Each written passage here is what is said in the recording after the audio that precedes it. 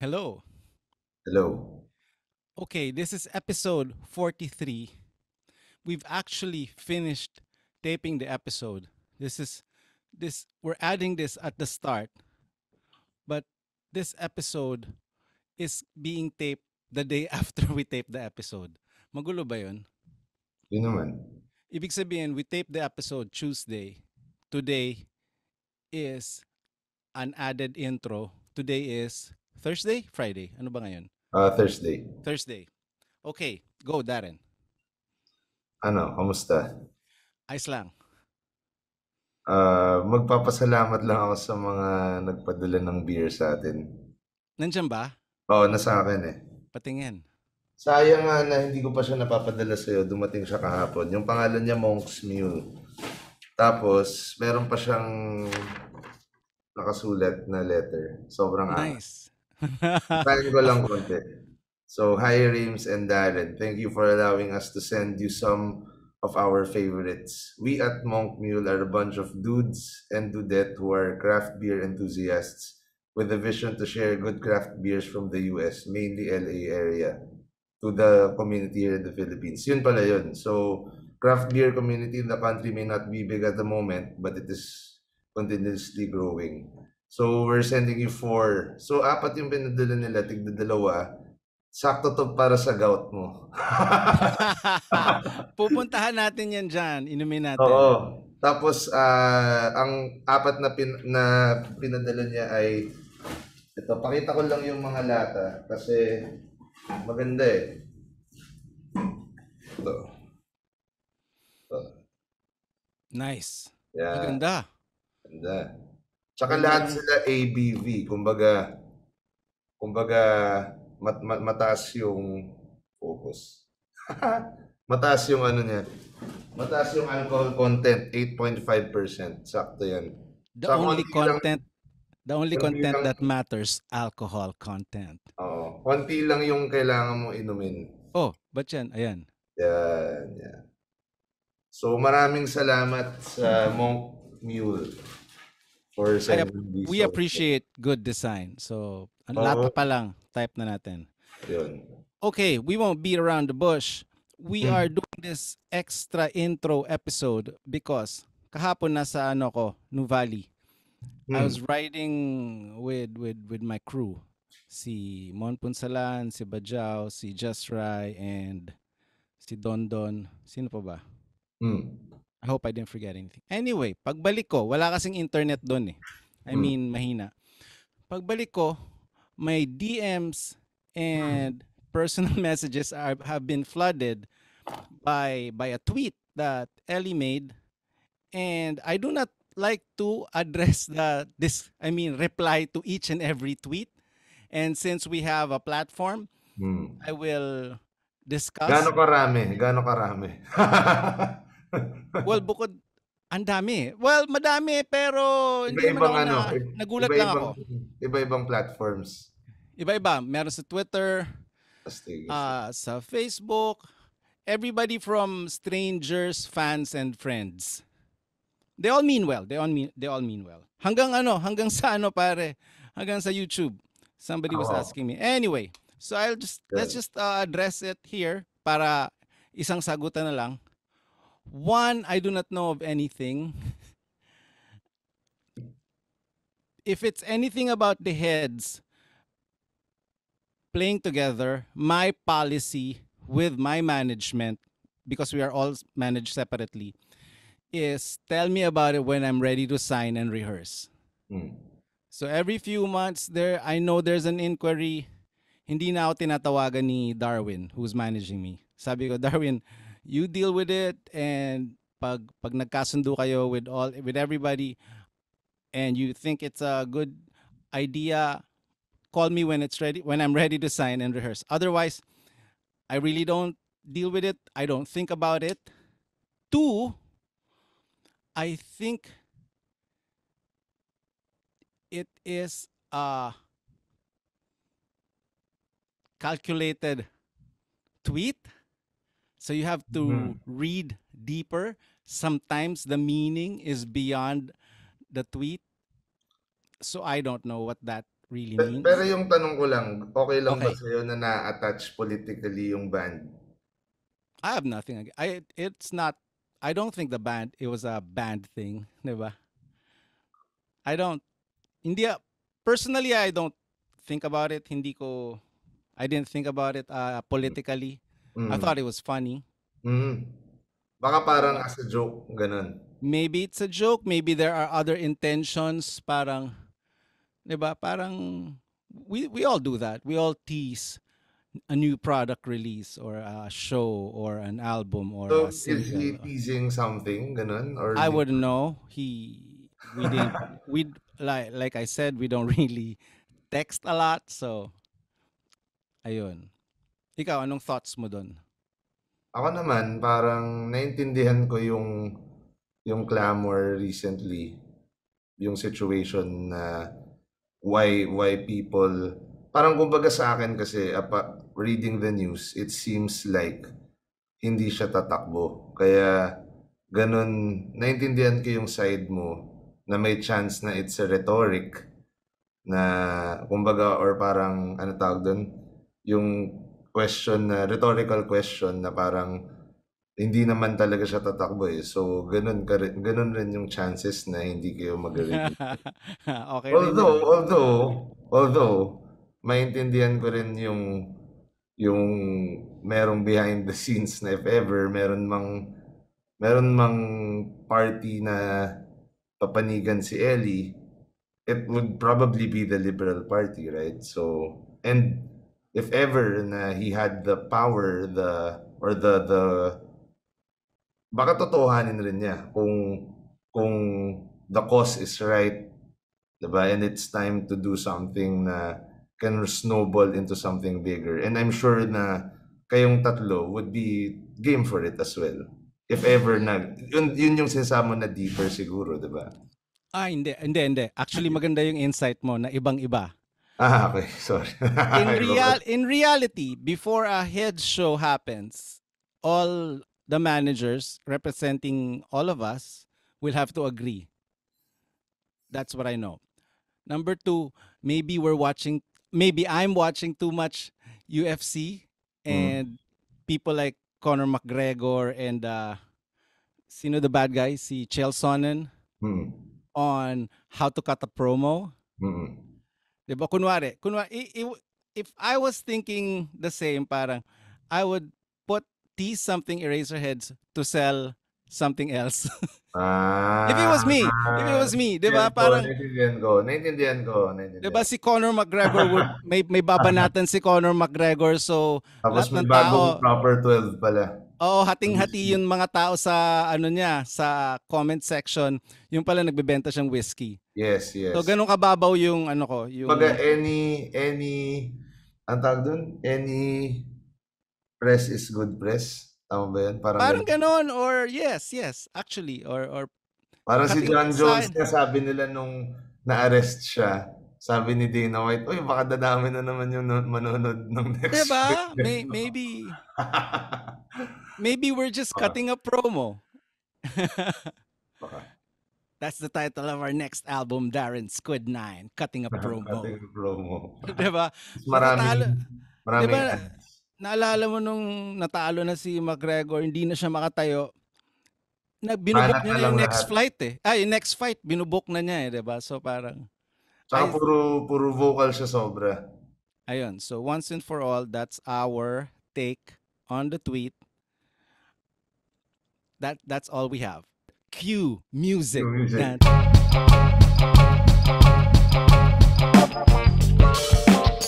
So nakita tayo nung isang araw. Hmm.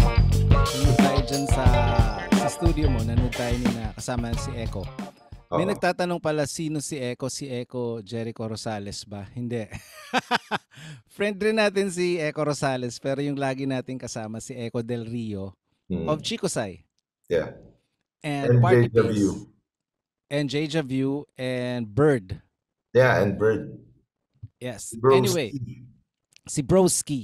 Nanood tayo ng UFC. Yeah. Sobrang What a saya. fight. What a fight. Anong ano mo, take away mo dun sa main event? Respect eh. Nakawala siya sa Pero alam mo tama ka, eh, kasi may napapanood ako na mga interview. Sabi nung nagagalit kasi yung mga ibang tao kay Ortega na parang, "Bakit gusto mo pa? Eh, mukha namang di mo na kaya." Pero ang sinasabi ng mga tao na, bakit siya yung sa kanya ka magagalit? Dapat sa mga coach, dapat siyempre siya as a fighter, never siya magno-no, eh, never. He's not 'di gonna ba? say no. Kaya sabi mo 'di ba, dapat sabihin nila na tama na, parang gano'n.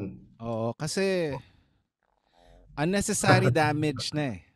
Pero ang galing pa rin na kahit papaano, nag-guillotine pa rin niya, 'di ba? Yun yung pinaka so, Yun yung highlight. oo, na parang so okey lang pala na pinaano pa rin siya. Pero 1 minute siya pinarest, eh, medyo matagal din, eh, Feeling ko nga strategy yun eh. na parang kunwari Yung hurt siya. Oo, kasi nakakasuntok pa naman talaga pala siya eh. Pero Oo nga, I para don't know, I para don't know. mag-lax yung kabila na okey na 'to. It's controversial but at the same time respect to Volko Oo, for grabe, getting out of that grabe, guillotine grabe, grabe, choke. grabe. Grabe yun. Iba talaga si Ah, ano anyway, anong anyway, kahapon, today's a Tuesday. We're taping this on a Tuesday. Kahapon, Monday, may shoot akong video for the all ride. I still have it here.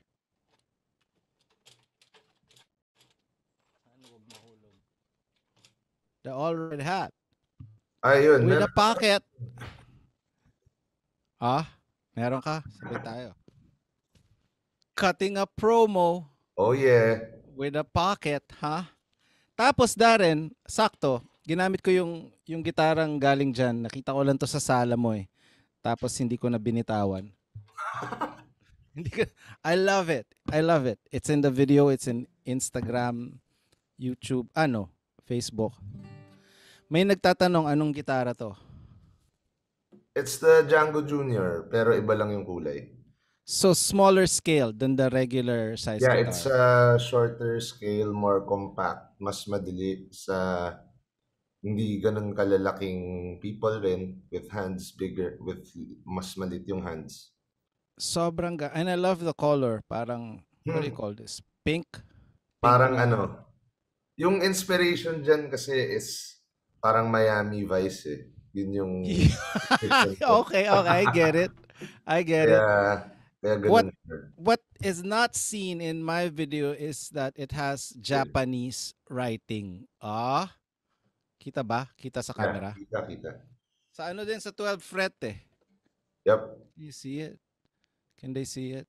Is Yes, it yes. clear? Ayun, nag-focus na yung There camera. on the 12 fret. Ano yung nakasulat na yan? Ano nakasabi? That's just D&D na naka-Japanese DND in translation. Japanese. Naka-Django Junior in a Django Jr. and DND. Wala pa tong wala pang label. This is Wala a pa kasi prototype. prototype siya. Oo. It sounds great. Mhm. It Ano sounds yung full for ano for a yung tiny song? guitar. Bagong song 'yun? Ginawa ko lang for that. Wow. I-re-release mo ba 'yan or No, I don't know. Natawa lang ako sa nagising kasi ako. Tapos parang lala na, lumalala. anong Parang lumalala? reading the news, reading the Ah, news. ah. So yun yung chorus. Parang lalala. Lalala pero lalala na. Pero parang Nata- ano naman, regarding sa COVID, parang sinasabi nila na on a downward trend naman yung NCR. So, oh, I that's guess, great news. Okay, oh, okay. I think sabi nila by hopefully by end of October, medyo okay na talaga dito. Oh, that's great news. Baka mali lang yung gising ko. So, Well, kasi pagising regarding ko siyempre umuulan eh. sa politics, iba naman yun, di ba? Yun na Iba nga eh. namang So, usapan yun. Pero with regards to COVID, may mga nagsasabi na medyo endemic na. So hopefully we see the end game October. what does endemic mean? Sorry. Hindi ako Endemic, familiar. parang chickenpox. Andiyan na lang Okay. talaga siya, 'di ba? Parang Okay, okay. you will get it sooner or later, pero hindi na yung grabe na pandemic. It's more of an Okay. endemic. So Okay, sana, 'di ba? that's great news. Oo. So sabi nila basta tuloy-tuloy lang naman yung yun nga, yung 'wag masyadong maraming tao, tapos tuloy yung mask, medyo vetting ng sino mga kasama natin. I guess Mhm. Basta tuloy-tuloy lang, slowly but surely, darating na rin tayo. So, pwede na tayo magkita-kita randomly. Lahat tayo. Without ano no, Without precautions, diba? Without lahat ng without watching out testing. for, without watching out for symptoms, without, diba? Ganun eh. Nagiging ganun siya eh. Kahapon pare, ang ganda nito. Si Direk Juno, our friend, si Direk Juno called me. Sabi, nandito ako sa Kodama sa Marikina. Hmm. At 7 in the morning, meron siyang shoot with a band. Hmm. A live music video shoot, meaning the band is going to play, so they're in the studio getting recorded, and my setup with cameras and lights. It's a full production. And then after nung shoot ko with the guitar and the hat, dumiretso kami ni Chris. Si Chris yung nag-shoot, yung friend namin. That's another story. Dinala ko siya sa Kodama. Tapos pagdating namin doon, sabi ni Juno, you gotta see yung light setup ko. Bago. Sa inside. Kaso, hindi kami pinapasok, pare. Hindi kami pinapasok ng health. May health officer yung shoot. Ganun na ngayon eh. So you can't go in kasi hindi kayo nag-swab. But you can stay in the garage, sa garage ng Kodama because it's open air. Spinrayan pa rin niya kami ng may smoke na may machine eh. Shh, close your eyes. Shh. Parang ano eh, parang Monsters Inc. Shh, may disinfection. Tapos, pero kami pwede pasok. So we left after 10 minutes, diba? Parang, okay, let's go. It's okay, it's cool. Pagdating ng mga lunchtime, pare, may nag-positive sa crew. Oh my. So they had to wrap the shoot. Habang tinetest doon? Hindi, tinest yata kasi yung one of the crew had work. Tinest sila nung Friday. One of the crew had work ng Sunday, so double testing siya. Tapos dumating yung Sunday test niya. That day. Oh man. Man, it's a big production. They had to cancel the whole shoot. And it's so sad. So kailangan i-test rin lahat ng tao dun? They have to quarantine and test again in a few days. So hindi kayo pumasok. Buti hindi pumasok, kundi quarantine din ako, di ba? Sabi ko, buti na lang may health protocol. So yun yung lesson of the story. Buti na lang may health protocols. Now, anyway, this dude, si Chris yung he's a director by trade. And dahil pandemic, he's not doing much. So he somehow nag-connect sila ni Bajao of the Spades and Pat Sarabia with Dugdug Pak, and they're the ones bringing in yung mga snares and guitars. They're bringing in guitars. It's in the marketplace. Plus, the other day, nandito sila sa bahay, they are bringing in bikes from abroad. So nag-unboxing sila dito sa garahe. I'm gonna release Di ba may pinabili ka? Sabi mo na bike? No, hindi. Wala pa budget. Okay. Sila lang yung Bago. Sila lang yung may pinasok na bikes. Anong klase? And then anong brand? The brand, wait, ang hina ko Sikat siya. Sikat na brand. Hindi ko kilala yung brand pa. Parang boutique, ganun? Hindi naman. Ano nga ba? Polygon, I think. I think the brand is Polygon. Maganda yun? Maganda naman. I think si Carlos Castaño has one. Yung downhill, downhill ni Carlos. Magkano yung mga ganyan? Parang affordable yung price eh. Parang there was parang dalawang all-mountain full suspension bikes and a gravel bike. I think the gravel is 40K. Tas ang bilis. I think the next day nabenta na. Nice. And so far sa Facebook Marketplace lang sila nagbebenta. It's CNC, parang DND, CNC Cycles. It's Chris and Bajao. It's not my bikes. Ginamit lang nila yung space kasi medyo open yung garahe ko and they were shooting a video. I'm releasing the behind the scenes.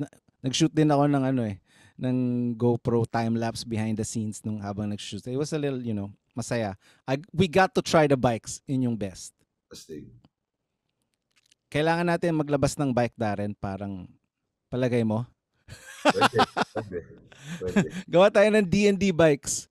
Pwede ba yun? Baka ibang klase na lang sa susunod. Iba?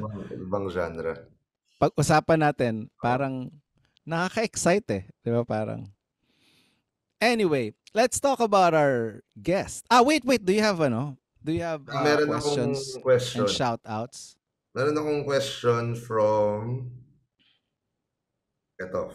Music Cliche.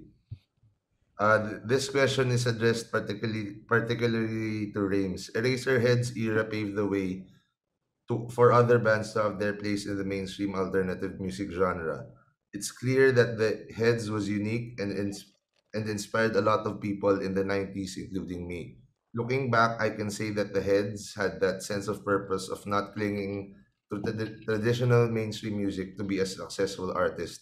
My question is, you as an individual person, what is your mission vision to the people who listen to you? How would you inspire a sense of purpose to people in this era? I think yung question niya, ayun, more of paano ka nakaka-inspire ng sense of purpose to people na mga bata, I guess. Wow, bigat. Ang lalim. Hindi ako ready. First, I did not think we paved the way. We were just one of the people in the cusp of it. Mm, Parang all the bands from Club Dread mm, came out from that scene and inspired and started a new generation of Filipino music. Pero it's a worldwide thing. Chumamba lang na kasama kami sa harap. I mean, there was other bands too, 'di ba? From Color Thread, The Youth, Alamid, Wolfgang. The Heads became really popular, but parang and I think yeah we didn't start it. That's what I'm trying to say.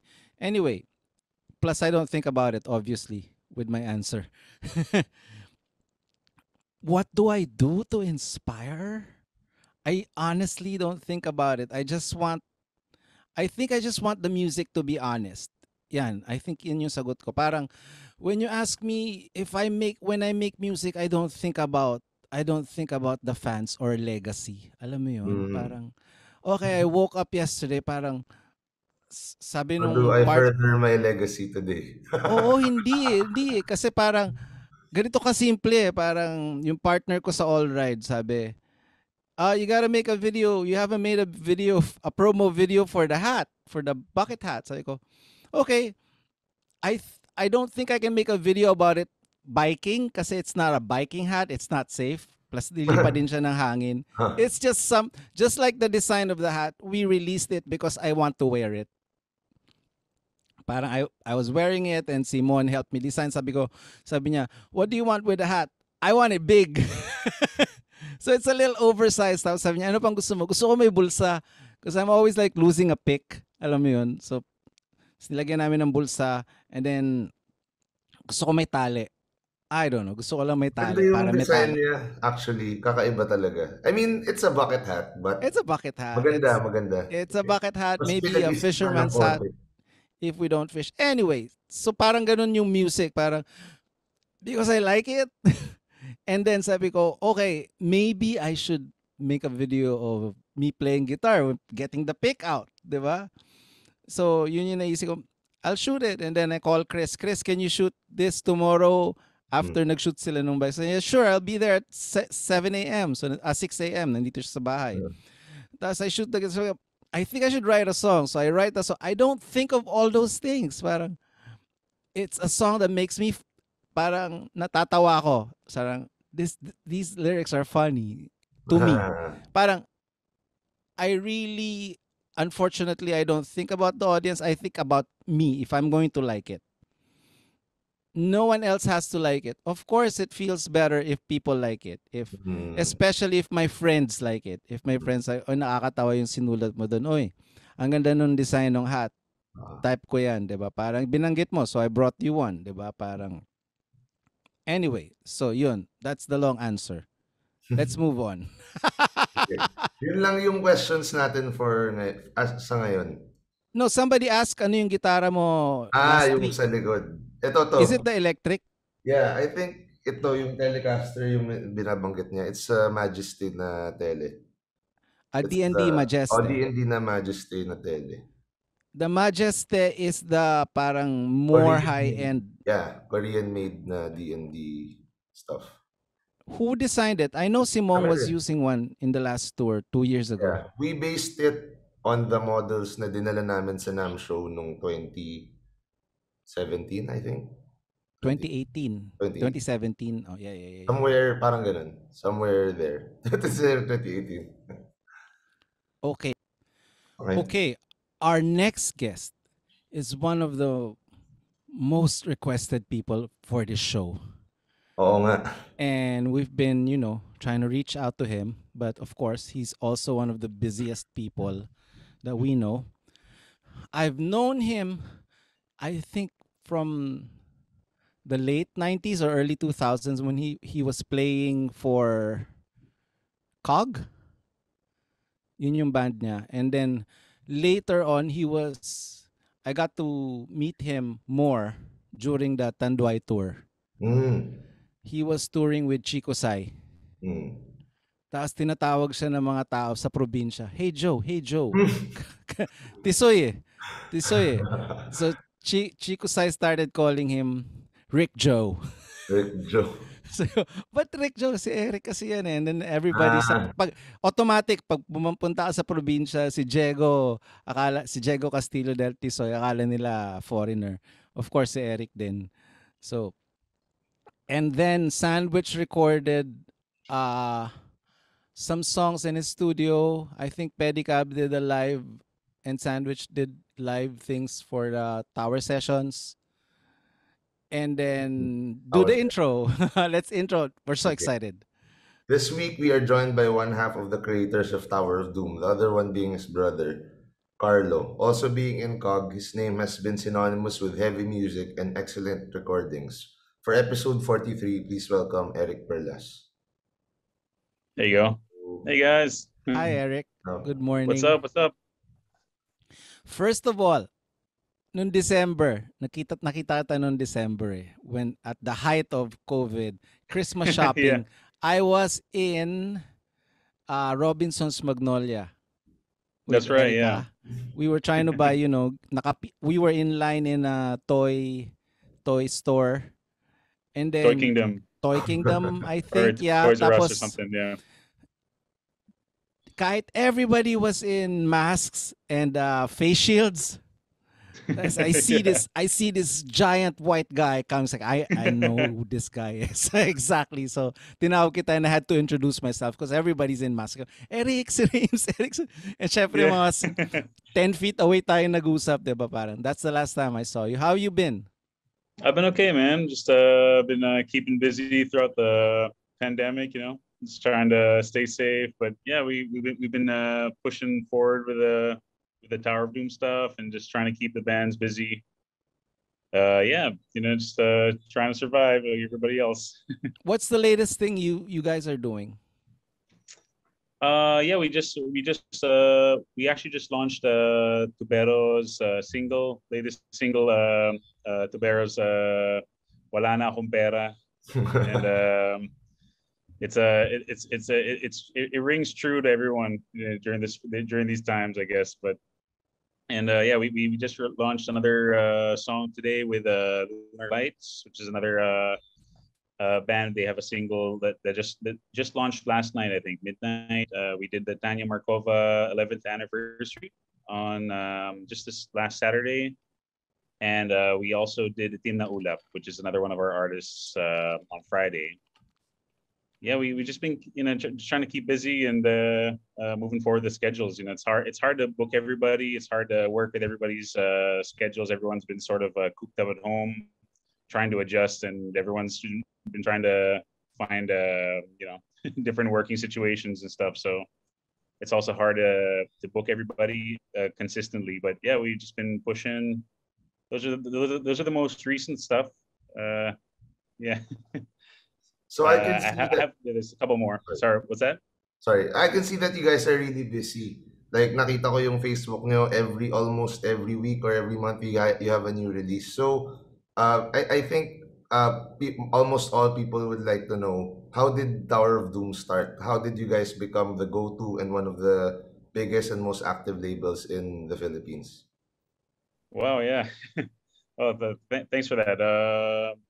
Yeah, Tower of Doom started a long time ago. I was in I was studying at Ateneo at the time.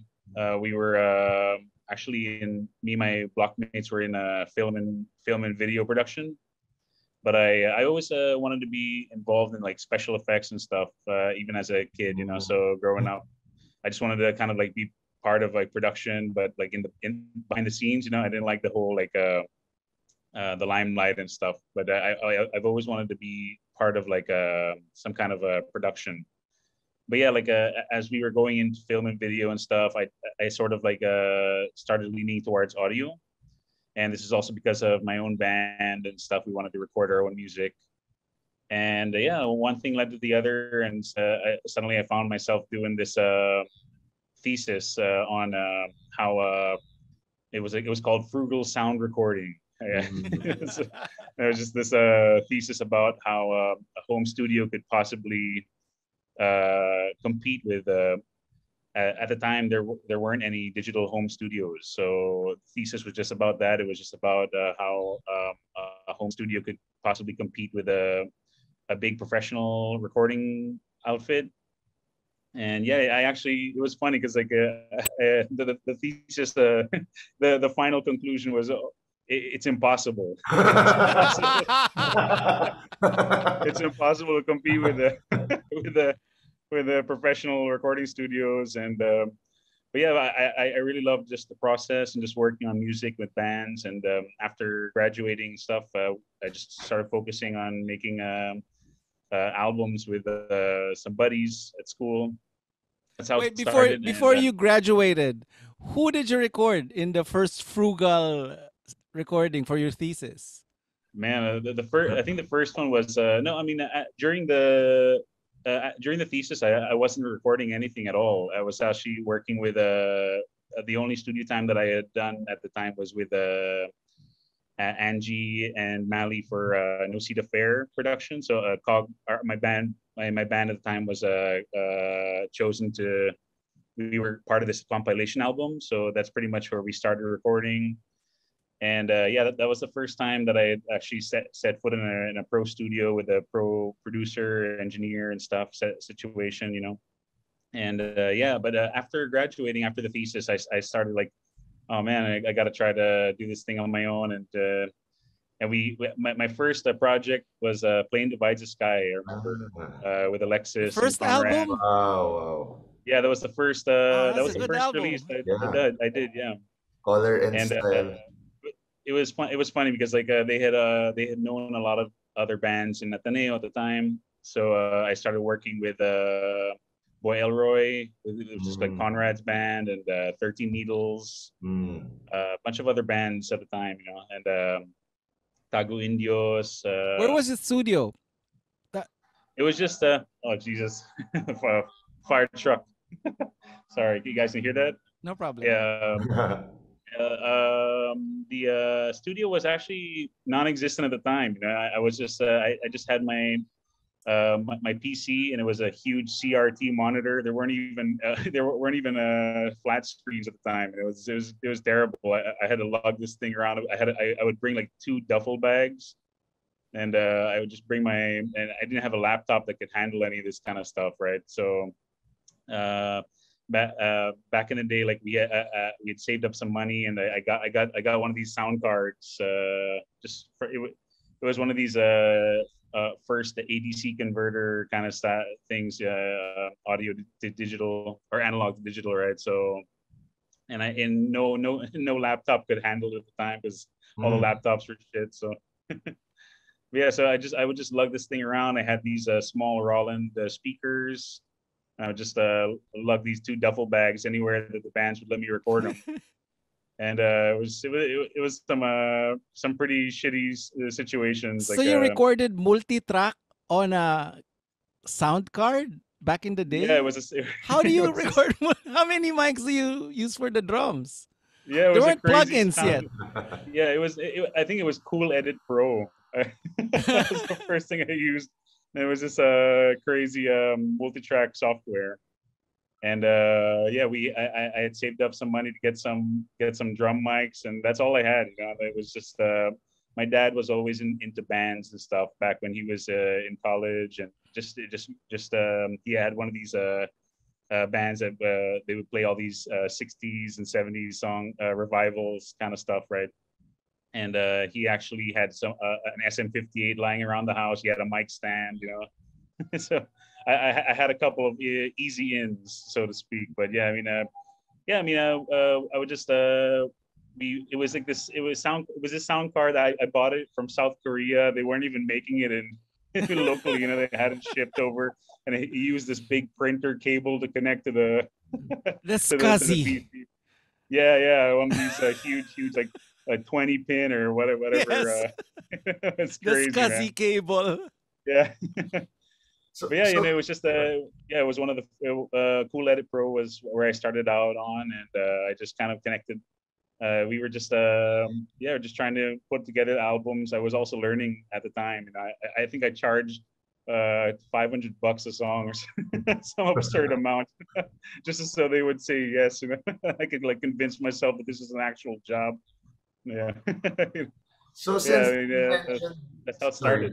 So since you mentioned your dad, how was it like growing up? What were your influences? And did you guys grow up in Manila or in the States? And how did you get how did you have the US accent? Oh yeah, my mom and my dad met in Pittsburgh, Pennsylvania.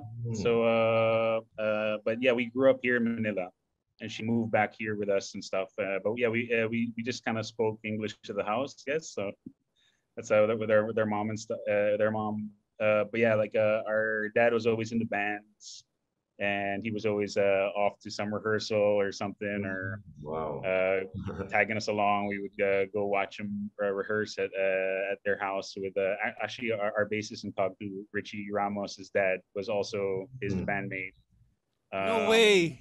yeah. So there's a bunch of little connections, you know, that What even in even school? just no, I think this was several years later in the Rotary. They Okay, met at the the Rotary Rotary. Club. Okay, okay. So Wow. yeah, it was like the Rotary Club band, and actually where we actually first built the first studio was also a bandmate of my dad's.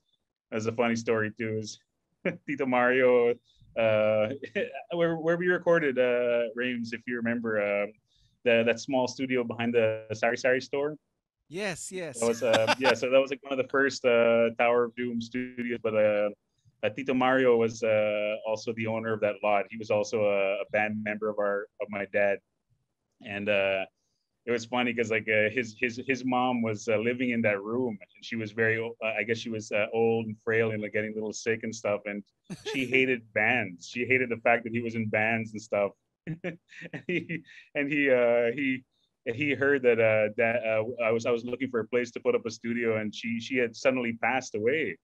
So you know she was it was just her time, and he didn't even wait a week. He was like, "Oh, Manny, you gotta get your kid to make the studio here. My mom died. You gotta It's gotta do it. You gotta do it. You know." But that Tito is so Mario was metal. also my dad's bandmate. Wait, how did you get into heavy music as a kid? Yeah, Did yeah. I you was always ever spend time in Pittsburgh growing up? no. We actually grew up here in Manila. But yeah, Okay. we would visit our family in the states every now and then whenever we could. I guess it was super pricey to do so too. So it only happened every now and then to just to visit the folks over there or the fam. But yeah, listen. Growing up, I was already always into metal and like mainstream metal primarily. Like I guess at the time it was yes, Slipknot or How did you get into it? Fear Factory. Like a How'd I lot get of into your it? guys in Ateneo, your batch were into a lot of metal. Yeah. I think it was just probably just the time. Back in grade, I can remember as far as like grade seven, I guess, you know, grade six or grade seven, everyone was trying to, Metallica was really big and Megadeth and all these thrash metal bands were hitting the mainstream. So a lot of our and like growing up in grade school at the time, everyone wanted to play guitar. So everybody was. I actually wasn't very good at guitar at all. I was just like kind of like hanging out with our friends who are also in bands, and I would kind of like pretend that I'm the manager, I'm the road manager or whatever. So I just wanted to be part of it, even though I couldn't really play any instruments at the time. But like my dad started teaching me how to play guitar, and Nirvana led to Guns N' Roses, and Guns N' Roses led to Metallica. Metallica led to heavier stuff, Pantera, and Pantera opened a can of worms. I just started getting into heavier and heavier stuff, Nine Inch Nails, and just a bunch of stuff. Started listening to heavier and heavier music until in high school I was just Pantera, and then the new metal thing exploded, and I got into all those bands, right? Korn, Limp Bizkit, and all these other crazy bands, right? Yeah, just got into all the mainstream metal stuff, and my taste just kind of gravitated towards heavier and heavier stuff, Meshuggah, and just a bunch of heavier bands. So it's just always been my thing, So, but how I guess it all how did started there. you how did you learn recording? Because that's a different kind of you don't we didn't have that Yeah, online back in the day. Yeah, no When YouTube. you were yeah, starting, they didn't have it yeah, online. How did you learn to record heavy music? Because it's a different kind of recording than traditional, yeah. pop No, recording. for sure, for sure. Yeah, I guess. I was always our back to our dad. Was always recording. He had like this old 4-track tape cassette 4-track. One of these units, right? It's actually on display now at the studio. We kind of put it there. We have like a shrine for him. So I put it up there. We found it again, but yeah, he used to record on these tape decks and stuff. And when he first started teaching me how to play guitar, I kind of got into that. I Mm. just kind of recording my own parts, and just experimenting with it. But yeah, I mean, I don't know how I really got into. I guess it was just something I really enjoyed, and I was also doing my own music with the band. So I mean, I guess I was just listening to a lot of heavy music at the time, so my ears were sort of expecting a certain sound, I guess, and it was easier for me to mix heavier stuff just because I really enjoyed listening to it growing up and stuff. And yeah, I mean, you're right. There weren't any tutorials, no YouTube, no nothing. There was like recording forums, and everyone's fighting on forums. Magazines? Did you read like Yeah, magazines? I used to read a lot of magazines. I can't remember what they were called, but yeah, I mean, a lot of these magazines aren't really tutorials either, right? Are they So are they They're like ads. recording mix magazines or guitar yeah, yeah, magazines? yeah. Mix digital musician and Oh, okay, mix okay. magazine. Yeah, all of them. I used to So hoard them as guitars and recording magazines, basically. yeah, pretty much there. I mean, just Galing. started. I never really there weren't any classes or anything, so it was really just more of like trial and error, I guess. Over the years, working with guys and working with our friends and stuff. Yeah, I mean that's pretty much it. I have a lot of terrible sounding albums out. How did Carlo get in the thing? When did you guys decide this is going to be Tower of Doom? What was it like? Yeah. Well, yeah. At some point, like I kept on recording with bands. I was able to start to finally save some money doing it, and I was kind of hitting an equilibrium, I guess, with my own just with just trying to get it as a business, and I was getting some bigger projects for some major labels at the time. I think one of my first ones was Dick the License, Mm. and Pachoy and the guys had me work on their album. After I started getting some more better paying projects and stuff, we were sort of wondering. There were a lot of bands that were never getting signed, right? So there were a lot of bands we were working with just on the underground, or just that never really got any of the music listened to. So it sort of started there. I was telling Carlo, man, we should just try to we should try to do something with the music. And at the time, he was still living in the States, so he moved back here at some point. And when he finally migrated, we decided to try to get the things rolling with the Tower of Doom as a label, right? Just kind of release music and help the bands out that we were recording that we thought really had some good music, but no one really paid attention to it. I guess just because it wasn't super mainstream. So yeah, that's how it got started. At the time, I had just finagled a distry deal with Galaxy Records, and William and the guys at Galaxy helped me out set that up. I think they were really helpful for Victory at the time. Victory Records was distributed nationwide through them, and I think we kind of like were in the same kind of genre, I guess, in their eyes. So yeah, William and the guys helped me out with that, and yeah, we had a distribution deal, so we just started to kind of like work, getting more and more bands together, and yeah, so that's how it got started, I guess. You guys were one of the first to see the future, and the future was YouTube and streaming and having a channel. How did that begin, and how did you find your team? Because it's a whole team of like videographers and sound engineers and Yeah, yeah, people. You have a great crew working with you. yeah. Thanks, How did man. you Yeah. organize that? Well, yeah. I mean, our main teams actually, we met everybody working with bands, right? So when we started the label, we already kind of knew all the bands and their managers or their RMs, and usually these are just really close buddies who want to tag along with the bands, right, and help them out, right? And we ended up trying to fund for some videos and working with the bands, creating these music videos, and that was just again just trial and error, you know. But we were working as much as we could, and with every video, we guess it's getting a little bit easier and easier, right? So we would meet everybody. A bunch of the guys who worked with us on Tower Sessions all came from those old music videos that we had put together. We even our some of our current team is also part of that, right? We met Bugs was one of our head animator at for Tower of Doom now is actually also we met him making an April Morning Skies video. So Mm. we had he was just a little kid at the time, and I remember Aaron and the guys from April AMS were like, yeah, man, this guy's amazing. This guy's ang lupit nito, tol. You know, so you gotta have him work on the video. He can, and they wanted him to animate some veins onto onto their arms. It sounded absurd, but we're like, oh, okay, whatever. Let's just give it a shot. And he was like, oh my god, this guy's pretty good. We were surprised, you know.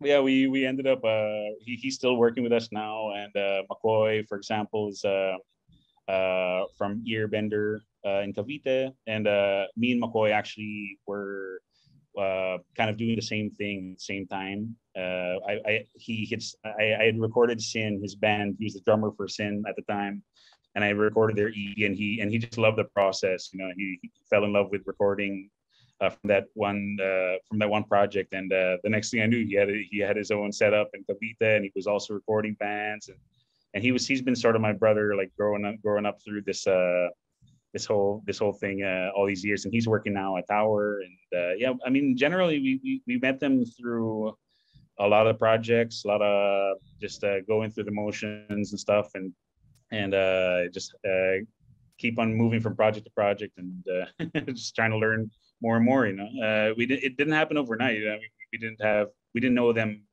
all of them in one go. So a lot of the guys now are much younger than us, and they joined later in the team and stuff. So yeah, I guess that's pretty much how we met everybody just through working with all the bands. It seems like you're very busy with Tower of Doom and all the projects. How do you balance your time with COG and find the time to create music and write music? And how do you find the balance between featuring your band and other people's work? Nowadays we're not super active as much as we used to be, but at the time it was actually sort of a release for me, because it was the one project that I didn't really use for my usual producer stuff with, right? So, I mean, I guess that sounds sort of weird, right? But like, I sort of have this kind of I kind of had it was like the one project I could really get my hands dirty with writing the songs and working with the guys. And I actually met all of those guys way before the studio ever came together, right? So I knew Yagi and Joel and all the guys from Cog, Richie. I knew them way before, so it was like the one project that wasn't associated with Tower of Doom, I guess. So we would have songwriting sessions, and everybody would come over, and Garon and Alan, and back at the time it was like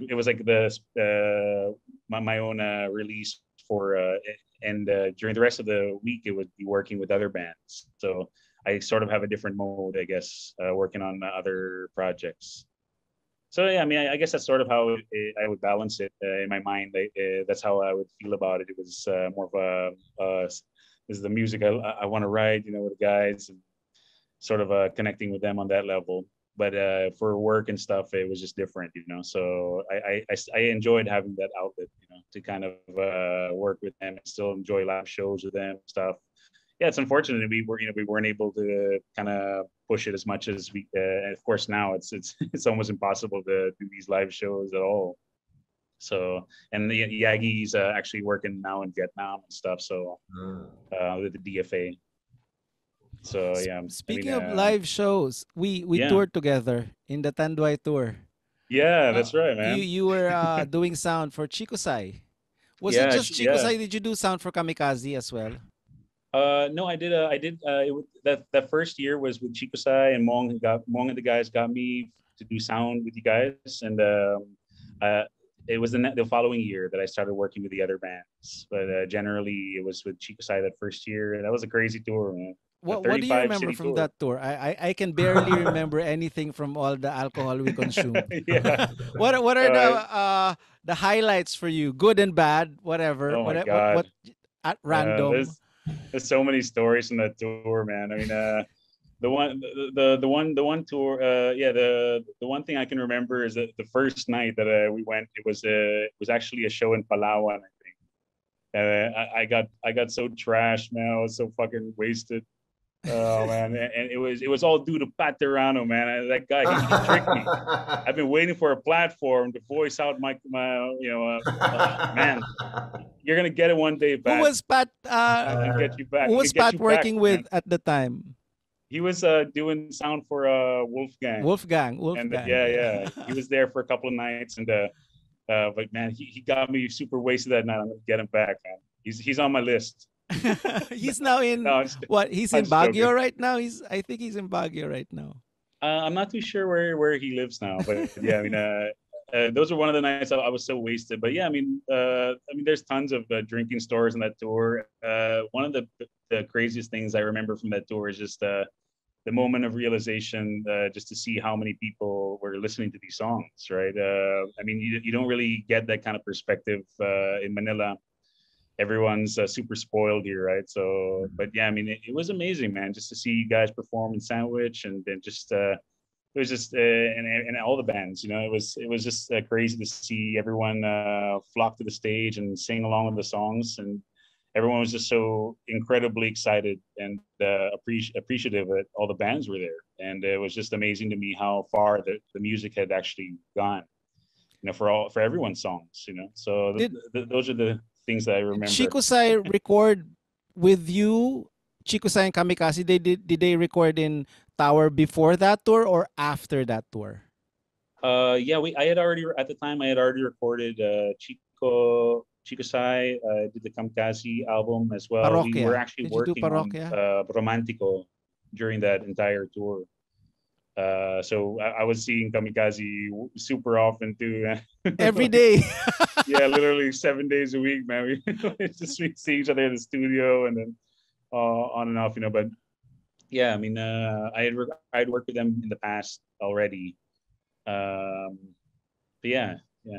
Who do you enjoy randomly with all the artists you've been working with, from Gabi to his solo projects, Chico Sai, Kamikaze, Parokya? Who are your favorite? What are your favorite moments in the studio? Like yung parang you're so excited parang to work with these guys every time off the Yeah, top man. of your head.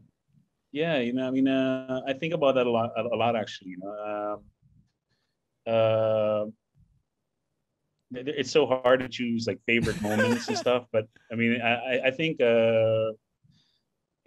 some of my favorite moments are like pushing artists to a plateau, I guess, and like everybody has their own kind of limit. Everyone has their own space, right? And I have to kind of I have to read it, right, in the room when I'm with them, and to see if I can push them that far.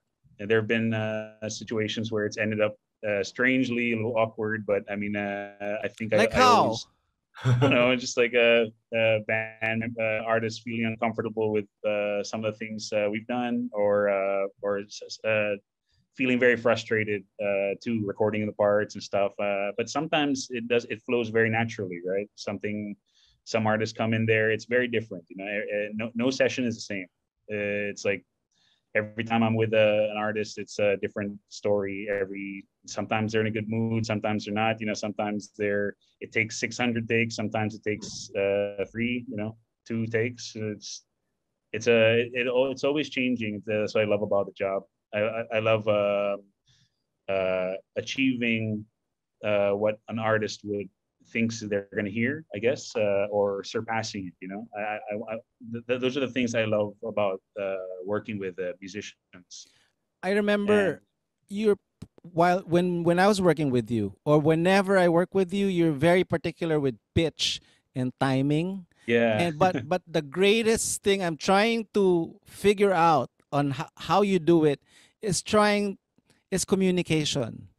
How you talk to an artist. I've always like watched from a distance. Parang, how can he say it without offending the artist or without the?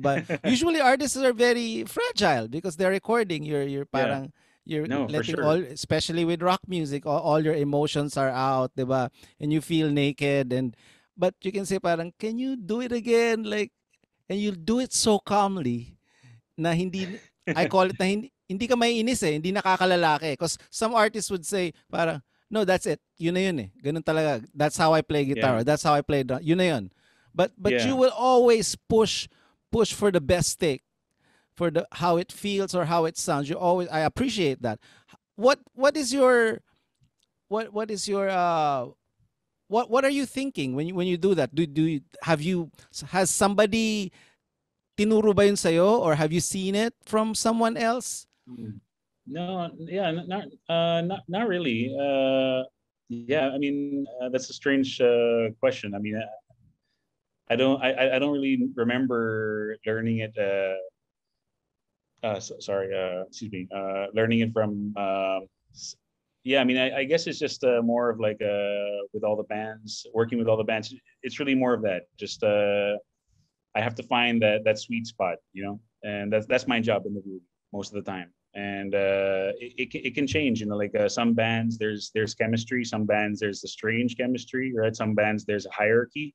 Some artists it's easy. Some artists it's easy only on certain days, right? Or after certain things, I would say. It's strange how to put it into words, I guess, but Who's the easiest you've worked with? That's, the yeah, di ba? easiest. Parang, oh, this is like so breezy. The project is done in, you expect, kunwari lang, you expect the project to go on for like a week, but you finish it in 4 days. Who's like, Yeah, yeah. because they're just always flowing. Oh man, yeah, that's a good question. There's a lot of artists like that. Off the top of my head, yeah, I mean, Glock is always super fast Oh Mm, yeah. working. Yeah, wow. I Yes. mean, actually, yeah, I mean, I mean, of course, it's different, right? Glock is super busy. You know, he'll come in and he'll come in early. He's always on time or early, Always right? on And time, Oh. yes. yeah, and he just fucking rips, man. I mean, he comes in there, he just does his shit, and he's got to go. He's got something else to do, you know. And he writes half of it in the studio, right? It's like Yeah, he's great, it's man. not it's not He's amazing, you written. know. It's not. He'll just write it on his phone like half the song, and then he'll do a couple of takes. Yeah, you're Yeah. right. He's amazing. I think I mean he's only one of the examples I can think of. I mean, there's so many artists that are like that, and generally people don't see that because but a lot of the more mainstream artists in particular work like that. You know, that's all I'll see consistent with a lot of them is they'll come in, they're very focused on what they have to do, and whether it takes a long time or not, the work ethic is sort of the same, I guess, between Who's each your favorite everybody. drummer to watch and record and produce? You, man. No, that's you've never recorded me on drum. You've only recorded me once. No, no, not Yeah, me. I was just like You only a recorded tiny me snippet. once on drums for Gabi. But no, no, no. Really. Para, oh my God, this kunwari, dadating si, example, who's playing for Chico Sai now? I've recorded him once. He's awesome to record. Oh yeah, I think it's Vic, right, from The Frankfurt. Vic is awesome to Yeah. who's your Yeah, one of dude, your, or Vic it is doesn't have to amazing, be man. number one. Who's one of your favorites? Yeah, And then I'm going to go drummers. to guitar players. Oh God, okay. This putting me on the spot. No, no, it's just somebody who's fun to record. But oh my God, I'm excited. Yeah, I'm well, man, I recording. mean, there's so McCoy's many. pretty awesome on drums, Yeah, right? I mean, McCoy is killer too, man. Both McCoys from AMS and McCoy from or Tower McCoy. Tower of Doom, yeah. Boards is amazing. The watching Boards. board, man. Boards. Yeah, I mean, it's so crazy. Like when we'll record it, like the energy is just always this. It's just so consistent, you know. Yeah, Vic is amazing. Yeah, from Iho too, man. June? No. Oh no. Vic from Iho. Oh, okay, okay. Vic Yeah, Mercado? I mean, yeah. When he plays the drums on those. I mean, we did the Tower Sessions episode with him. So that was amazing, man. I mean, just to see, just to record it. Drummers. I mean, my Sorry. mind's sitting. Guitar play. What about guitar There's players? so Who's many, just a man. joy to work with? Yeah, Mong's crazy, man. I mean, there's so many ideas flowing through the guy's head. Steve is the same way from Steve, Typecast. yes. Yeah, was an amazing drummer too, man. When he was playing with the band, just the energy is just so palpable, right? It's, Typecast. great, yeah. Typecast, yeah. Yeah, guitar players. I love the guys from Valley of Chrome are amazing, Valley right? of Chrome, yeah. Tato in particular, he's got a special place in my heart. And his solos are so classic and just Who on just point all flows the with time. like when you tell somebody do a solo? Who just flows? Who can just flow? Wow. Geez, that's a hard question, man. I'll start it. I remember we got somebody.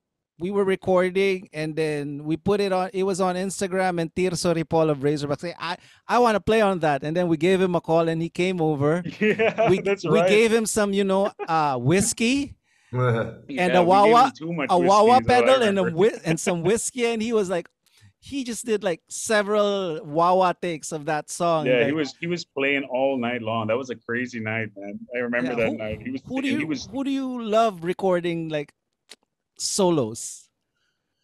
Wow, I mean, not a Because lot of metal bands play solos solos. are really prepared, right? Most of the time they Yeah. prepare it. Not like back in the 90s, like, Yeah.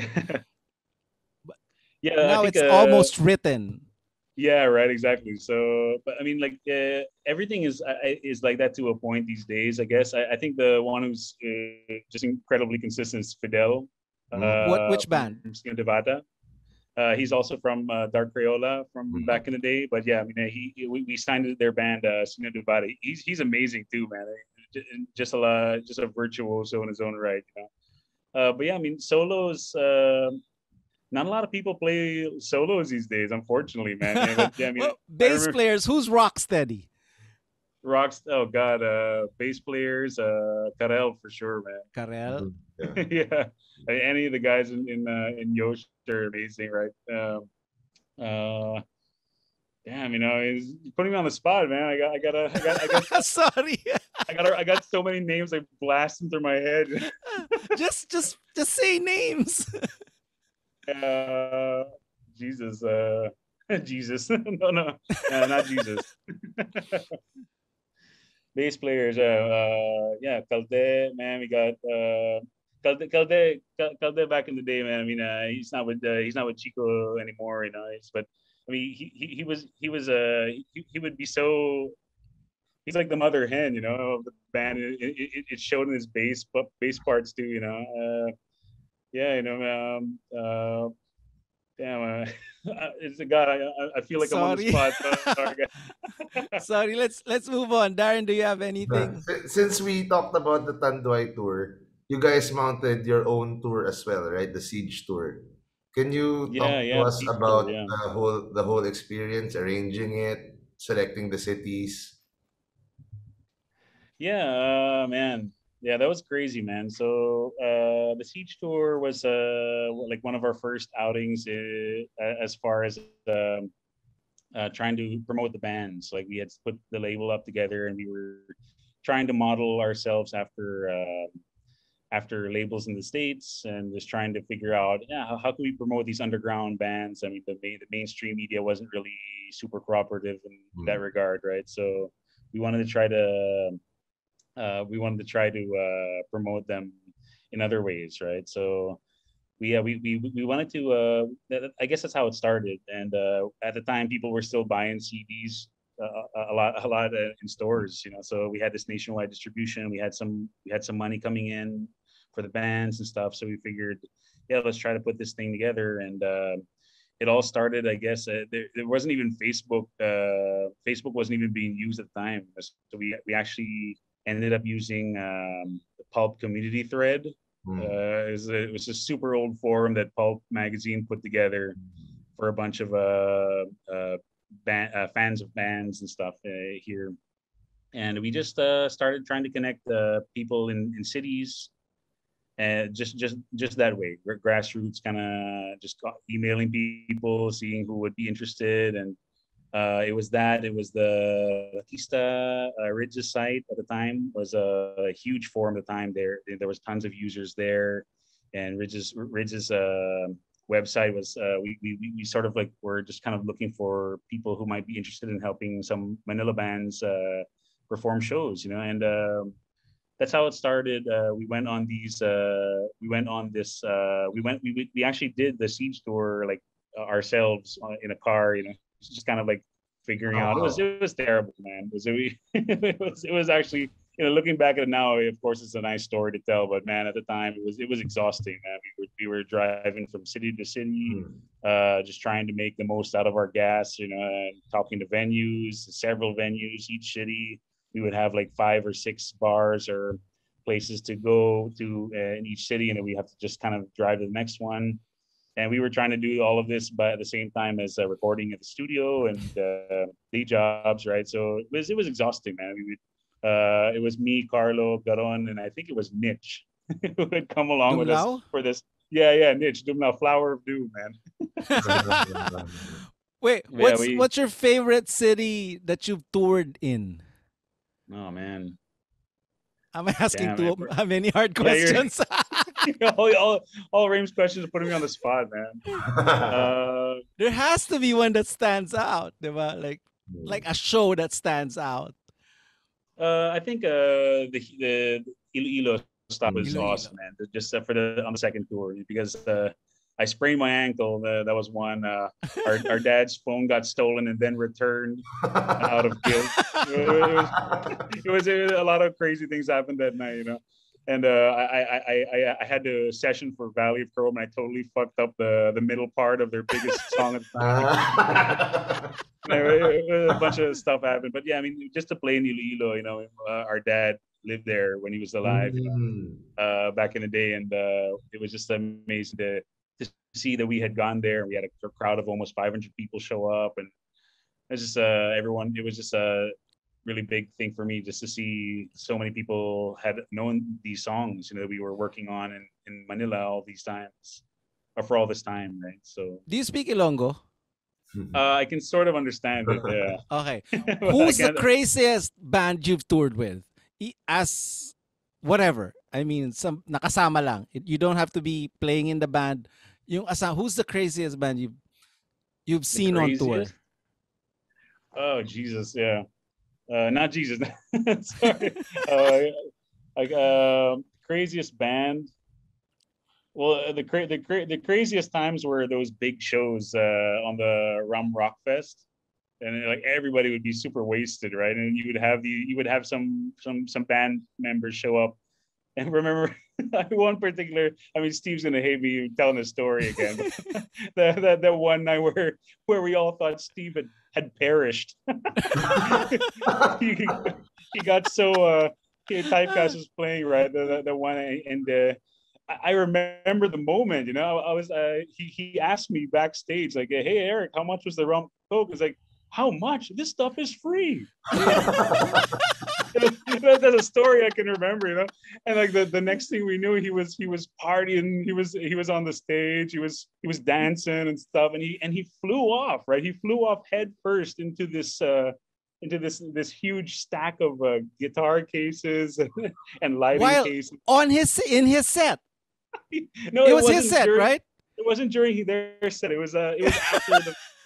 I think it was during Chito and the guys set for Parokya or something, and Chito like tweeted, "Oh my God, the guy from Typecast, Steve. I think he died." Joke, right? But we were all laughing about, "Oh my God, I hope Steve's okay." And he shows up the next day at the airport. He's in a wheelchair. It was terrible, man. He had too much fun that night. That was crazy. Man, he's not the only one, man. Everyone gets wasted on those. Jago, man, I remember Jago would fucking get wasted, and he would like pull this zombie move, like he would pass out in the middle of the night, like early on the night. He would drink to his extent, right, to as much as he could drink, and then he would pass out. Everyone's saying he's gone, he's done, and then he would like do a second coming, The resurrection. And he would go down, and he would go down a couple of times a night. Everyone had a great time on that tour, man. Let's talk about your label, Tower of Doom. How do you find the artists? Do you seek them out, or do they send you demos and audition them? How does it work? Yeah. No, for the label, we actually get a lot of submissions. How do they submit? A lot of people it's just a huge a smorgasbord of where do they reach out to you? In YouTube, Facebook? Yeah, sometimes it's YouTube, social media, or Facebook, or emails, or generally it's Facebook with links these days. What's your suggestion for new artists to reach out to you? What's the correct way to reach to you? So it will reach you. Yeah, the correct way to get to you. Yeah, generally we always try to have these meetings at the studio, because we don't get to listen to a lot of new music a lot, right? Because we're really working on making music, so there's a lot of times that we're sort of disconnected, right? But yeah, I mean, if you guys, if for anybody out there who wants to submit demos and stuff, I mean, generally the Facebook submission is what we usually have, and we do listen to the demos. If we like anything, we'll contact bands. We've done that in the past. Sometimes it's we see it if a band has a music video and it's making the rounds on Facebook and stuff, someone will pick it up and someone will see it. Those are generally the ways that we discover new artists these days.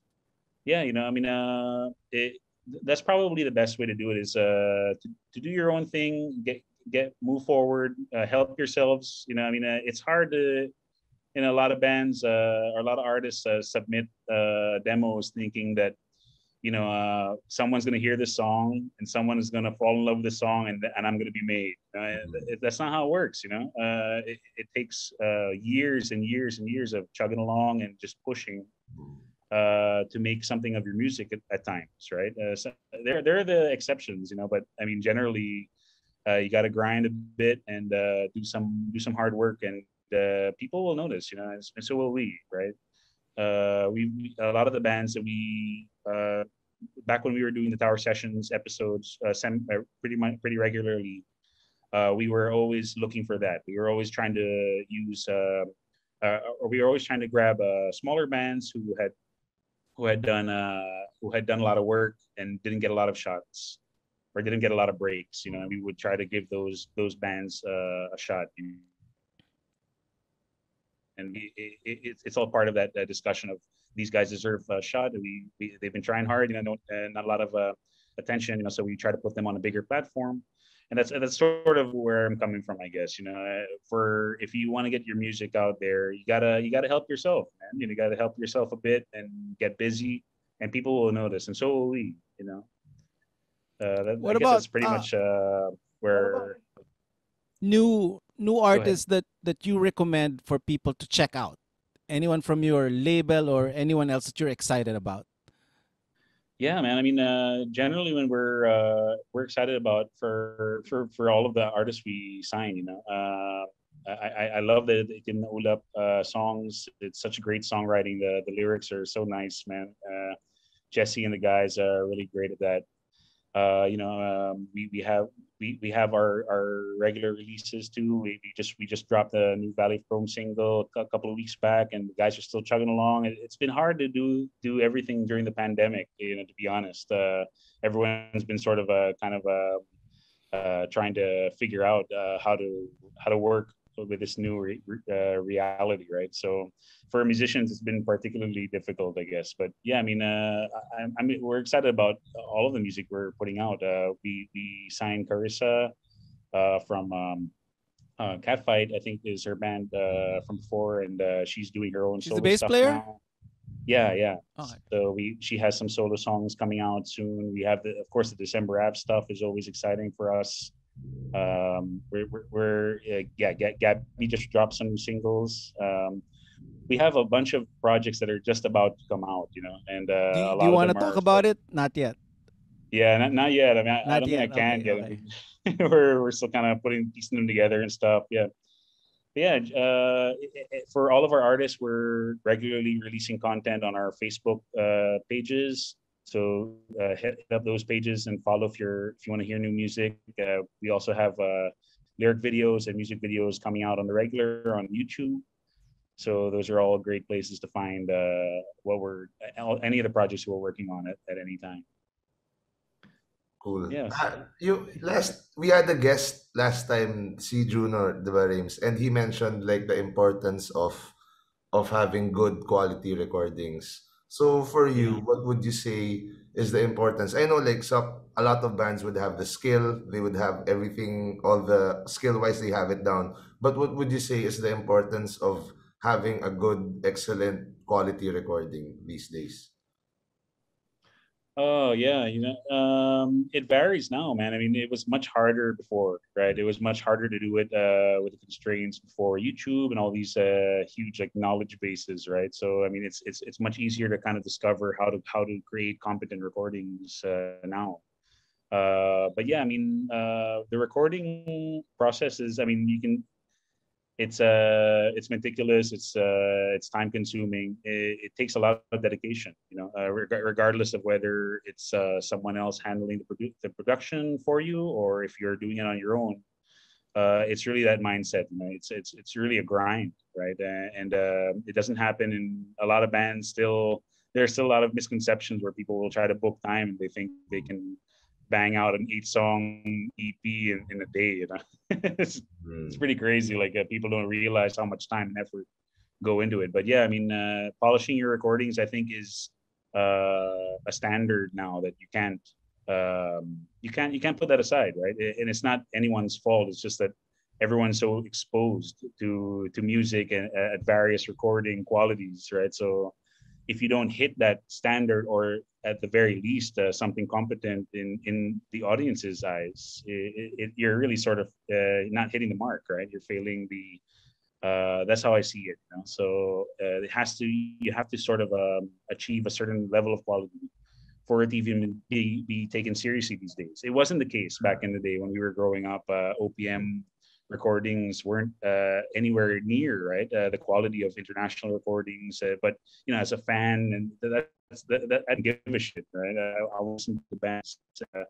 Local recordings were fine for me at the time. But I mean, I think now in this era of everyone being a YouTube expert, right, and everyone kind of being exposed to all of these fantastic Content. engineered records and stuff, there's no choice. You really have to kind of step up your game. You have to make sure that it sounds a certain way, so that it's also accepted by the medium. Has to be, it has to be accepted by the audience. Otherwise, you're wasting your time. That's how I see it anyway. Interesting. That's my last question, Rayms. How about you? Okay, na? Eric, good to Yeah. see you. Thank you for your time. Thank you for the stories. It's always Yeah, fun man. to talk to you. You put me on the spot a couple of times there. Sorry. And that was not my intention. That wasn't No, my I intention. know. I know after this interview, may isip mo na lahat. And it's like, oh man, I should have Yeah. said this, should have said that, but Exactly. I was like, oh man, this guy's gonna Next be time upset. ulit. Oh damn, this guy's gonna be upset.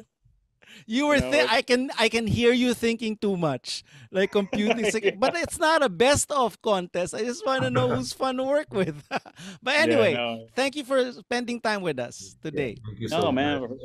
it's been my pleasure, guys. You guys should keep doing the show, man. It's awesome to see the show and just the episodes and just talking to people about it. It's great, man. Thank you. Thank Ingat. you. Ingat. Yeah. Ingat. See you. All right, thanks, guys. Bye. Bye bye.